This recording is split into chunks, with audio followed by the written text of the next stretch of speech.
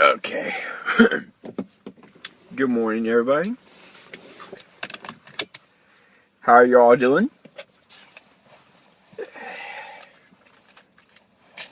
So today, on this fine Monday morning, I'm going to discuss, I wouldn't say it's a rant, but I'm going to discuss with you about the new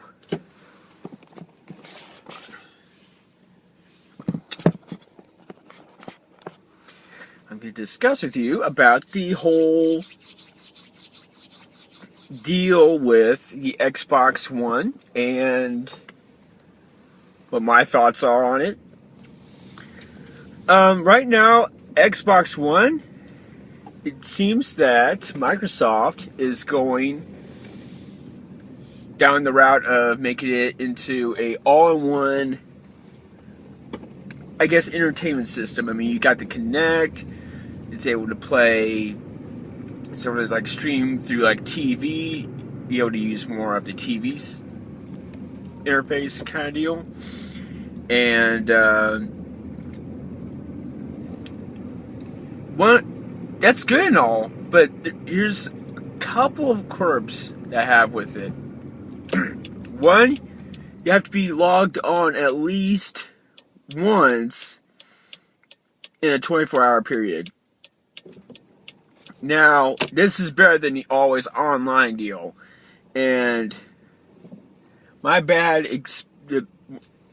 my bad experiences with the whole online mandate is that I'll give you a good example. Armored Core 5, its campaign mode was basically online, and if you get help and through live and that person quits on you, you pretty much, it kicks you out of the mission and you have to start all over again.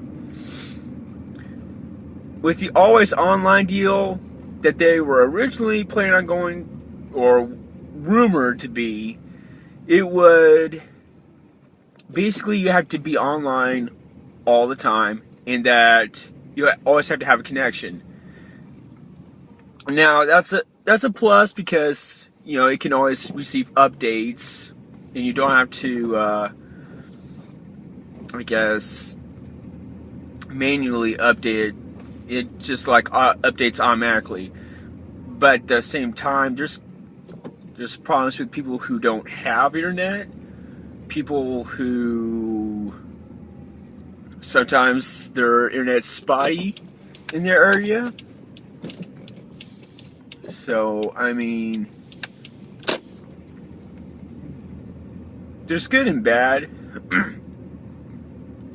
Personally, I'm glad that they didn't stick with always online, but at the same time, I don't know. Then there's a Kinect. I use the Kinect sometimes, saying, you know, it's okay. I'm not really keen on the whole motion sensor deal. I'm not.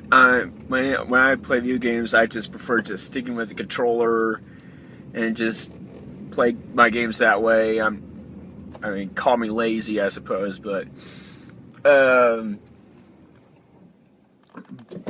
mean, I guess they've improved it to where you don't need as much space to do the hand motions and stuff like that. They've improved on it. One thing I find it quite odd is that they didn't actually attach a Kinect to the system. It's still kind of attached by like wires, and it's I can't even talk. It's a Monday, and I'm off today, and I'm not even all that awake. But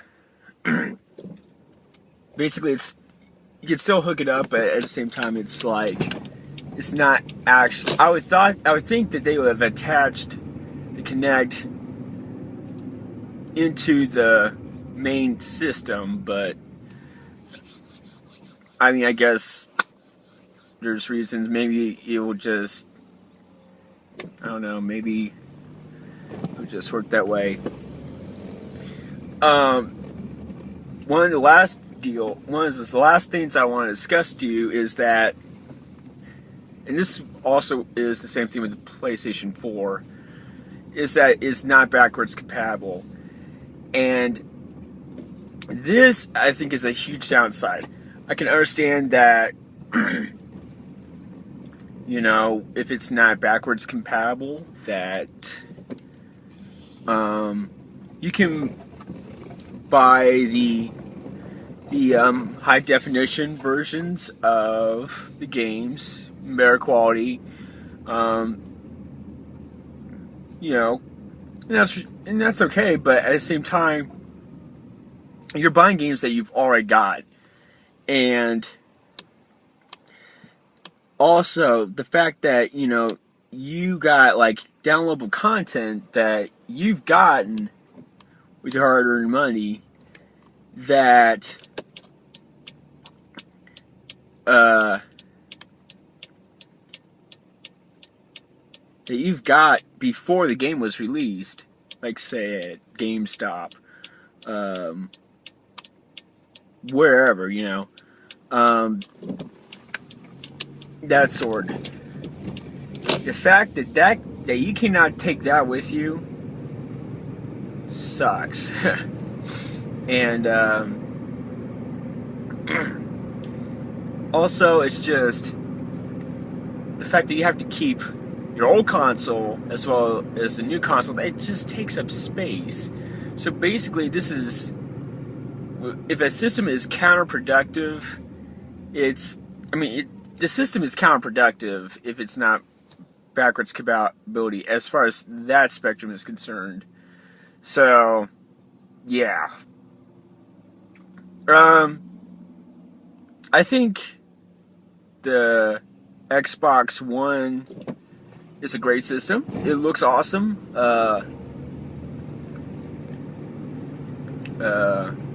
Call of Duty Ghosts looks fantastic. I mean, they've improved so much on the game, even better than Modern Warfare 3. I mean, just the whole detailing and the storyline, from what I've seen, like so far,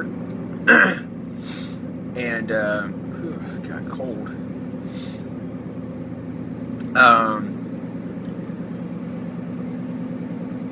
But I don't know.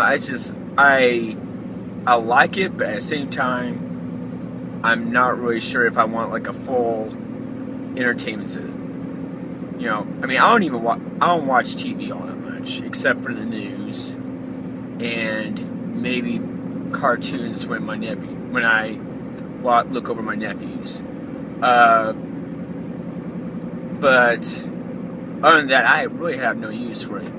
And if I were to get movies, I'd just play it on my computer. I don't even, you know, I just don't. That's just me, though.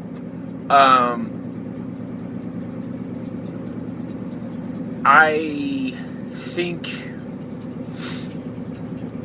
if you're going to do like an entertainment center, if Microsoft was to do like an entertainment center kind of deal, I think it would be more beneficial to make it like as a separate entity of itself, rather than doing it for a system that's meant for like hardcore, that's projection is for gamers, that its base is just for gamers.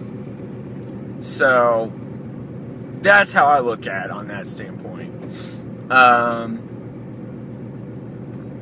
PS4 is focused on gamers. Its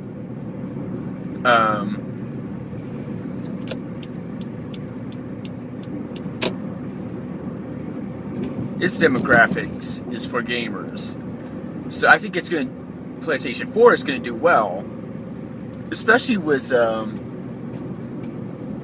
lot of its games that's going to be coming out for that system. A like like a Kingdom Hearts, Final Fantasy 13 Versus. I mean, if you haven't seen the trailer for that, it looks sweet, and I'll even post it on the link below. But I mean, the Xbox One looks pretty good. Don't get me wrong, it looks great, but at the same time, I don't think the sales are going to be as big as it was, because you won't find, I don't know, that's just me, but I mean, it could do well. I could be completely wrong, but that's just how I see it on it. The whole online deal, I really don't think that's all necessary. I think you should be allowed to play offline as well, and just have the online as kind of like an optional kind of deal. And one thing I'm also worried about is that if there's going to be any more additional fees with it being online, especially with if you buy the game, you let your friend borrow it. I don't know how. I think it's like, if I can remember correctly, and I'm pretty sure Angry Joe would give you a better description than I could. I mean, with me, I have to have my notes with me, and I'll post his link down below too if you like. But it's like, if you let your friend borrow a copy, you have to pay like a small fee for that, for a game. I believe it's them or you, that you have to pay like a small fee just to let them borrow the copy, and I think that's pretty ridiculous. And I wonder if there's going to be any more fees attached to it. PlayStation 4, you never had to pay a fee for the PlayStation Network. I mean, you never had to pay any fee to be have a membership on the PlayStation Network.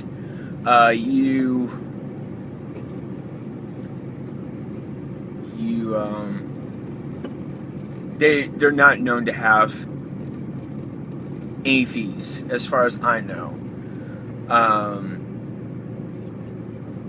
So, with that instance, I don't know. If it was my choice between a console system, I'd probably go with PlayStation 4, because I don't see many of my favorite games coming out for the Xbox One. I mean, a lot of the exclusives, or that I love, or they're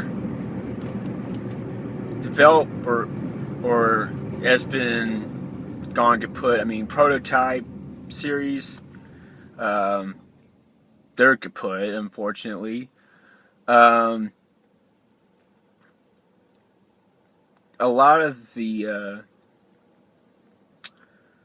studios are going kaput, and they sell like Xbox exclusive games. And I don't know, it's a shame.